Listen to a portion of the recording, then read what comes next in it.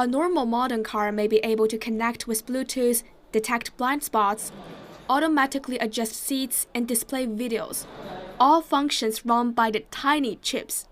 Showcasing the range of its models at the ongoing auto show in Shanghai, electric vehicle manufacturer NIO is just one of the car makers dependent on the little silicon wafers.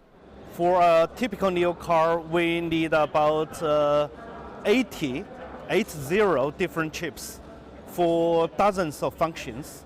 The most advanced one, like the ADAS, the autonomous driving chips, which is rare in the whole industry. The suppliers, several monopolized in this world, and for many other chips, for basic functions, for example, the seat detection, the air temperature detection, air suspension, etc.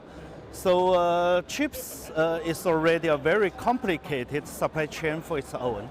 But those key components on which automobiles are increasingly dependent have been in severely short supply globally since late last year. The chip crunch was triggered primarily by surging demand for consumer electronics to use at home and the unexpected rise in car sales to avoid public transport during the acute phase of the COVID-19 pandemic. The result of the industry-wide problem is that Chinese carmakers are doubling their efforts to ensure a more secure supply chain. We will all enhance investment in the industry, and I think the government should lead companies to invest more in chip development. China has recently tried to help ease disruptions in domestic car manufacturing due to chip shortages by publishing a handbook to help ease the gap between demand and supply. Experts say that currently there are 3 solutions to the issue. Original equipment manufacturers or OEMs of cars can either develop their own chips or invest in chip suppliers and form an alliance in the industry.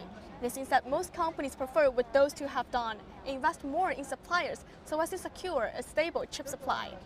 You see the shortage and you make extra supply and you make money, and everyone is get balanced in the future. More Asian-based company or startups is entering into this area.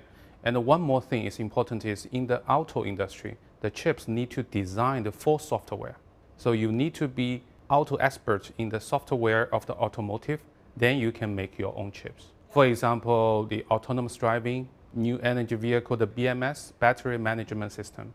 According to the China Association of Automobile Manufacturers, by next year, a gasoline-powered car will have 934 chips, and an electric car will need 1,459, a compound annual growth rate of more than 10%.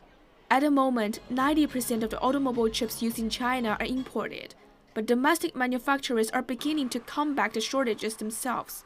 Auto manufacturer BYD said in an investor notice last December that it would spin off BYD Semiconductor to create a more market-oriented unit.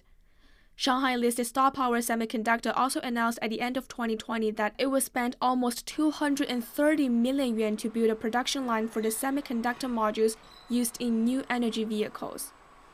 Zhang Money Talks.